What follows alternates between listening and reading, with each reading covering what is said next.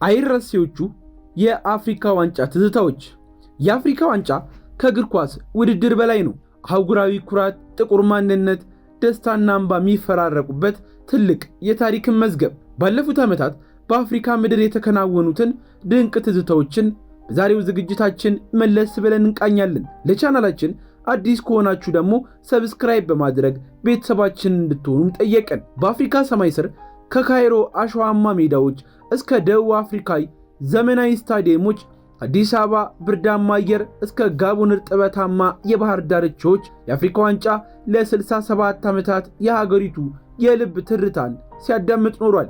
ይህ ውድድር የኳስ ጨዋታ ብቻ አይደለም፣ የአፍሪካውያን የጋራ ዜማ እንጂ። ታዲያ በዚህ የአፍሪካ ዋንጫ አይረሴዎቹን ትዝታዎች ወደ ኋላ መለስ ብለን እንቃኛለን። አዲስ አበባ ሰማይ ስር በደስታ የፈነጠቀው የ1954ቱ የአፍሪካ ዋንጫ ድል ትዝታ። ጥር 13 ቀን 1954 ዓ.ም አዲስ አበባ አየር በጉጉትና በውጥረት ተሞልቷል። ከንጋቱ 11 ሰዓት ጀምሮ በአዲስ አበባ ስታዲየም በአረንጓዴ ቢጫ ቀይ ባንዲሮች ደምቆ ከመላ ሀገሪቱ ክፍል የጎረፈው ሕዝብም ስታዲየሙን ሞልቶ በየዛፉ ላይ የተንጠለጠሉ ደጋፊዎች ራሱ ቁጥር ስፍራ አልነበራቸውም። ኢትዮጵያ ሶስተኛ የአፍሪካ ዋንጫ አስተናጋጅ ብቻ ሳትሆን የድሉም ናፋቂ ነበረች። በመጨረሻም የፍጻሜ ጨዋታ ስትደርስ ተጋጣሚያ የነበረችው በወቅቱ የአፍሪካ እግር ኳስ ኃያል የነበረችውና ያለፉትን ሁለት ዋንጫዎች የወሰደችው ግብፅን ነበር። ጨዋታው ሲጀመር ግብጾች ገና በጨዋታው መጀመሪያ በባዳዊ አማካኝነት አስቆጥረው የስታዲየሙን ድባብ አቀዘቀዙት።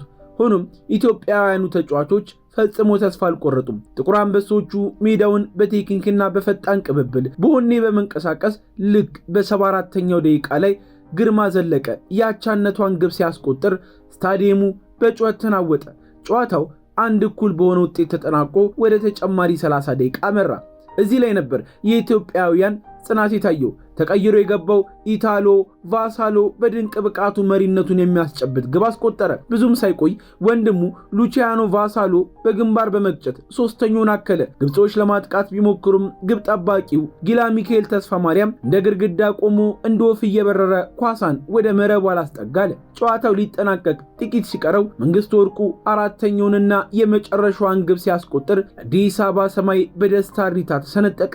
ኢትዮጵያ 4 ግብፅ 2 በሆነ ውጤት አሸነፈች። የአፍሪካ ዋንጫን ለመጀመሪያ ጊዜ ወደ ሰማይ ከፍም አደረገች። ግርማዊ ቀዳማዊ ኃይለ ሥላሴ የወርቁን ዋንጫ ለቡድኑ ካፒቴን ለሉቺያኖ ቫሳሎ ሲያስረክቡ ያቅጽበት ለአፍሪካ እግር ኳስ ብቻ ሳይሆን ለኢትዮጵያዊነት ኩራት ትልቅ ትርጉምም ነበረው። ተጫዋቾቹ በክብር በከተማዋ ጎዳኖች ሲዘዋወሩ ህዝቡ አንበሶቻችን እያለ በፍቅር ተቀበላቸው። ያ የ1954 ድል ዛሬም ድረስ በታሪክ መዛግብት ውስጥ የኢትዮጵያ እግር ኳስ ወርቃማ ዘመን ተብሎም ይጠቀሳል። በዚያ ቀን የተዘራው እግር ኳስ ፍቅር ዛሬም ድረስ በሚሊዮኖች ልብ ውስጥ እንደ ትኩስ ፍም ይነዳል። ሁለተኛው ከሐዘን ማዕበል ወደ ድል አክሊል የዛምቢያ ታምር 2012 በአትላንቲክ ውቅያኖስ ዳርቻ የምትገኘው ጋቦን ሊብሬቪል ከተማ ለዛምቢያውያን የጭንቅና የስቃ ምድር ነበረች። ለኢሮፒያን አቆጣጠር በ1993 የዛምቢያ ብሔራዊ ቡድንና አባላት አቅፎ የነበረው አውሮፕላን በዚሁ የባህር ጠረፍ ላይ ተከስክሶ መላው ቡድን ያለቀበት አሰቃቂ ትዝታ በአመቱ ሁሌም ይቆሰቁሳቸው ነበር። ከ19 ዓመታት በኋላ በ2012 የቺፖሎፖሎቹ የመዳብ ጥይቶቹ ወደዚያ የለቅሶ ምድር የተመለሱት ለበቀል ሳይሆን ለክብር፣ ለሐዘን ሳይሆን ለታሪክ ነበር። ከ19 ዓመታት በኋላ በ2012 የአፍሪካ ዋንጫ ፍጻሜ የተካሄደው በዚሁ በአደጋው ስፍራ በጋቦን ሊብሬቪል ነበር። የዛምቢያ ተጫዋቾች ወደ ባህር ዳርቻው ሄደው ለወንድሞቻቸው ካለቀሱ በኋላ ሜዳ ገብተው አይበገሬዎቹን ኮት ዲቫርን በመለያ ምት አሸንፈው ዋንጫ ነሱ። ያ ድል የኳስ ድል ብቻ ሳይሆን ለሞቱት ወንድሞቻቸው የቆመ የክብር መታሰቢያም ጭምር ነበር። የካቲት 12 ቀን 2012 የፍጻሜው ጨዋታ በአንድ በኩል የዲዲየር ድሮግባ ያያ ቱሬና የያዘው የአይቨሪ ኮስት ወርቃማ ትውልድ፣ በሌላ በኩል ደግሞ በሀገር ውስጥና በአፍሪካ ክለቦች በሚጫወቱ ተጫዋቾች የተገነባው የዛምቢያ ቡድን። ጨዋታው እጅግ አስገራሚ ነበር። አይቨሪ ኮስቶች የፍጹም ቅጣት ምት አግኝተው ዲዲየር ድሮግባ ወደ ሰማይ ሲሰቅለው የዛምቢያ ደጋፊዎች ይህ የእግዚአብሔር እጅ ነው ብለው አመኑ። 120 ደቂቆች ያለ ግብ ተጠናቀቁ። አሸናፊውን ለመለየት ወደ መለያ ምት ተመራ። የመለያ ምቱ ውጥረት ዓይንን የሚያስጨፍንም ነበር።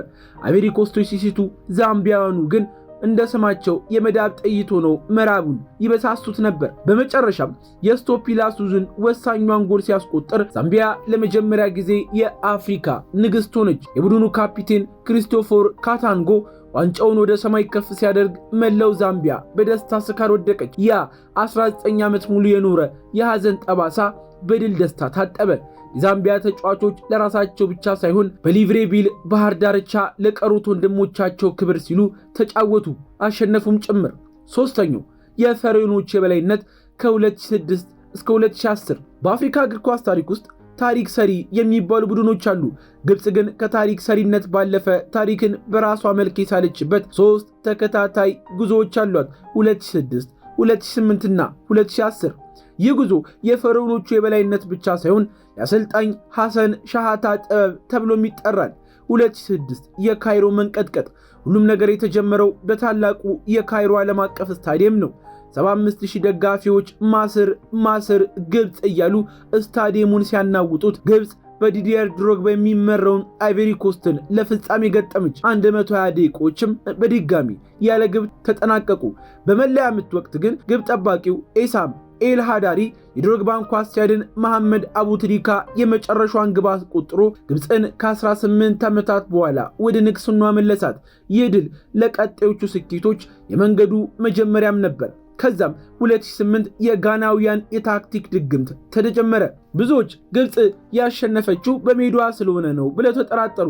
ግብጽ ግን በጋናው ውድድር ላይ መልሱን በሜዳ ላይ ሰጠች። በግማሽ ፍጻሜ አይቨሪ ኮስትን 4-1 ሲረቱ ዓለም በአድናቆት ደነዘዘ። በፍጻሜው ከታላቋ ካሜሮን ጋር ተገናኙ። መሐመድ ዚዳን ከመሬት ጋር እየታገለ ያቀበላትን ኳስ ፈገግተኛው ገዳዩ አቡትሪካ መረቡ ላይ ሲያሳርፋት ግብጽ ለሁለተኛ ጊዜ ተከታታይ ዋንጫን አነሳች። የሻሃታ ቡድን እንደ አንድ ሰው የሚያስብ እንደ ማሽን የሚሰራ መሆኑን ያረጋገጠበት ውድድር ነበር። የመጨረሻውና አስገራሚው ድል ደግሞ በ2010 የአንጎላ ሱፐር ሰብታመር ነበረ። 3 ተከታታይ ዋንጫ ማሸነፍ በአፍሪካ ታሪክ ታይቶ የማይታወቅ ሕልም ነበር። በ2010 በአንጎላ ግብጽ ያለ አቡትሪካ ዘኪ ብትመጣም አሰልጣኝ ሻሃታ አዲስ ምስጢር ይዘው መጡ። ጌዶ ተቀይሮ እየገባ ግብ የማስቆጠር አስገራሚ ጥበብ ነበረው። በፍጻሜው ከወጣቱ የጋና ቡድን ጋር ተገናኝተው ጨዋታው ሊጠናቀቅ 5 ደቂቃ ሲቀረው ጌዶ የመጨረሻዋንና ወሳኛዋን ጎል አግብቶ ግብጽ ለሶስተኛ ጊዜ ተከታታይ ሻምፒዮን አደረጋት። የፈርዖኖቹ 3 ተከታታይ ድሎች ዛሬም ድረስ በአፍሪካ እግር ኳስ ውስጥ እንደማይደፈር ታሪክ ሆነው ይኖራሉ። ታዲያ ሁሌም የአፍሪካ ዋንጫ ሲመጣ ታሪክ ከማይዘነጋቸው እውነቶች ውስጥ እነዚህን መራርጠን ወደ እናንተ ማድረስን። በድጋሚ ለቻናላችን አዲስና እንግዳም ከሆናችሁ ሰብስክራይብ በማድረግ ቤተሰባችን እንድትሆኑ ጋበዝን።